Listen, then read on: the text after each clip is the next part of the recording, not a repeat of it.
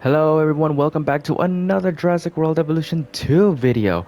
Now today's video is going to be a DLC speculating idea video, and I actually got this idea from one of the comments that was posted way back in my previous video. I forgot what video is it, but I'm going to give a good shout out to Colton Todd for giving me this idea, and I was thinking of making this type of video or this type of pack for a while, but he provided a list of creatures, and we're going to use his list because I feel like his list makes perfect sense. I feel like this is a legitimate list if they're going to make this type of pack. So what pack are we talking about? Today's discussion, we're going to talk about the Permain pack. Now this era is way before the dinosaurs, so I'm gonna show you a creature really quick. If we could spot one, not here. Let's go in this gallery. Okay, so you see this beautiful creature right here. Now, this is a Dimetrodon.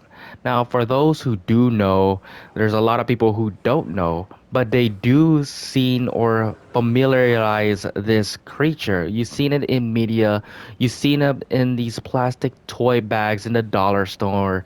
The Dimetrodon are always hanging out with the dinosaurs. But here's a fact that you probably already know, but I'm gonna throw it out there.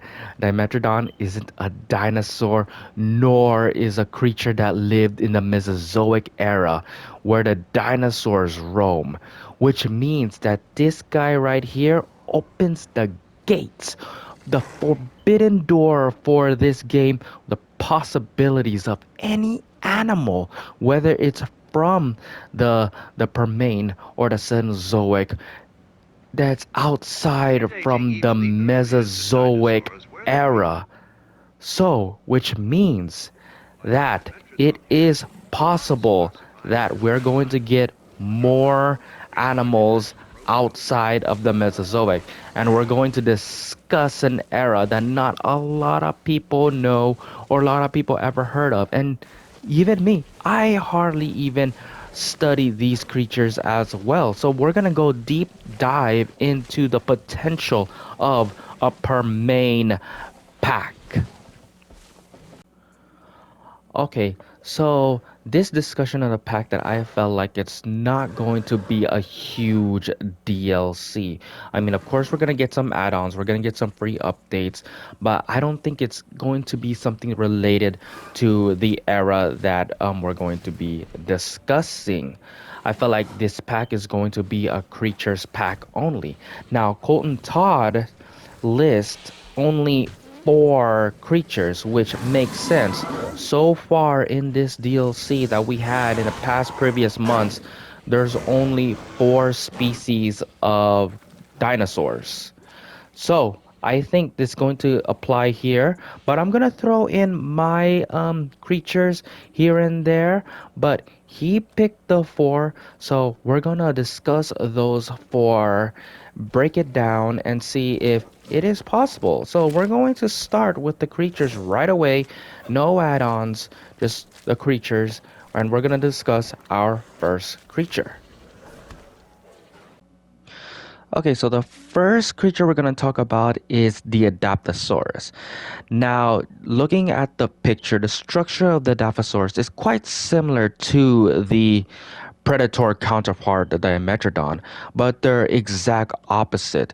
The Adaposaurus is more of a herbivorous creature that lives in the early Permian era, and there's quite some significant difference from them, especially from the cell.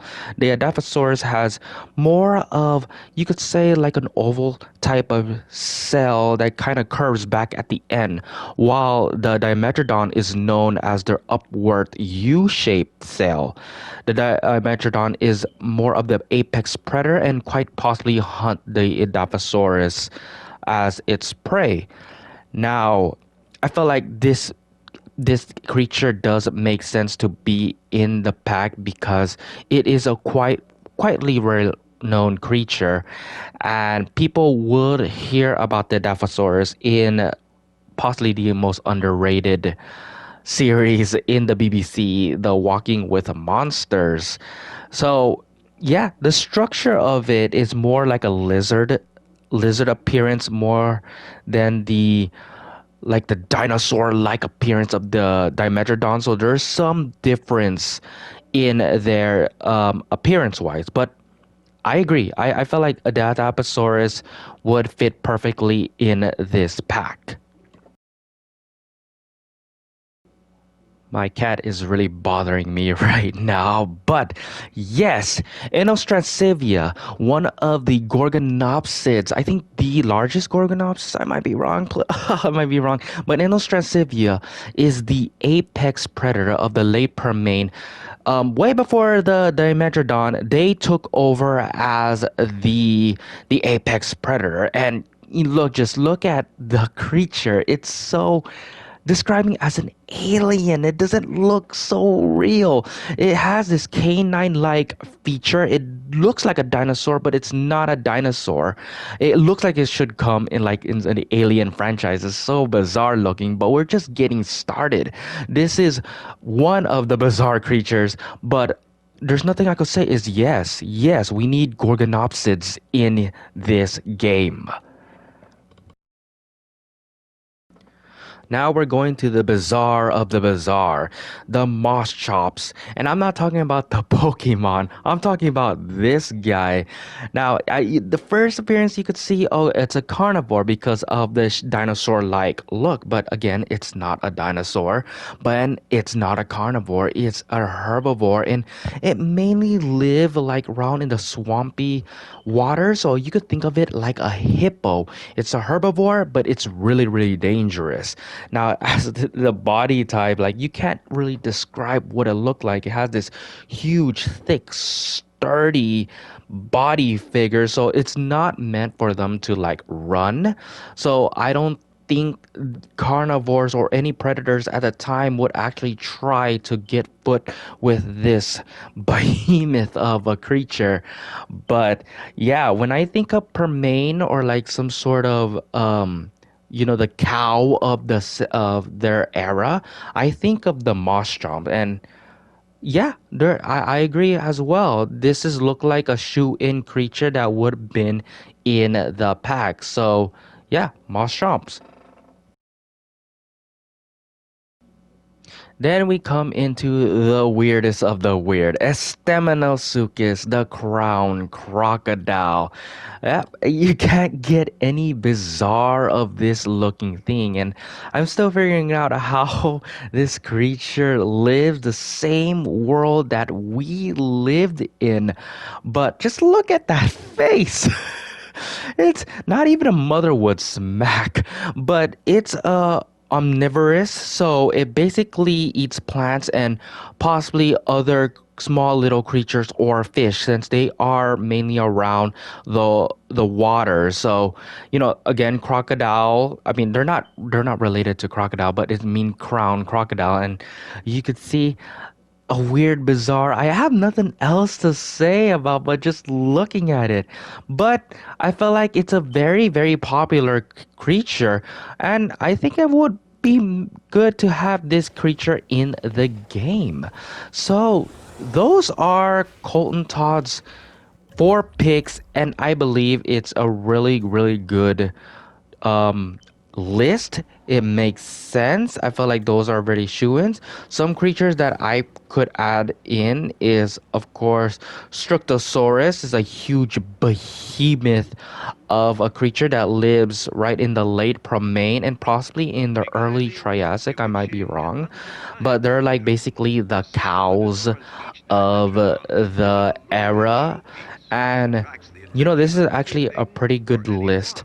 And thank you, Colton, for the suggestion. And if you guys have any suggestions, some DLC ideas that you want to see or you want me for discuss, leave it the comment down below and we will consider discussing it. But this is it for me, and tomorrow the 29th we're going to get something. We're hopefully crossing our fingers, so stay tuned for tomorrow what Frontier is going to bring.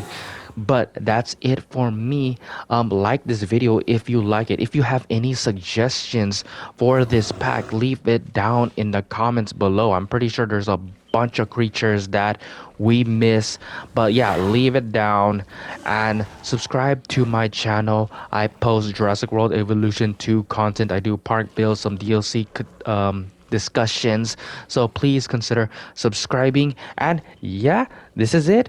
Thank you guys for watching, and I'll see you guys in the next build.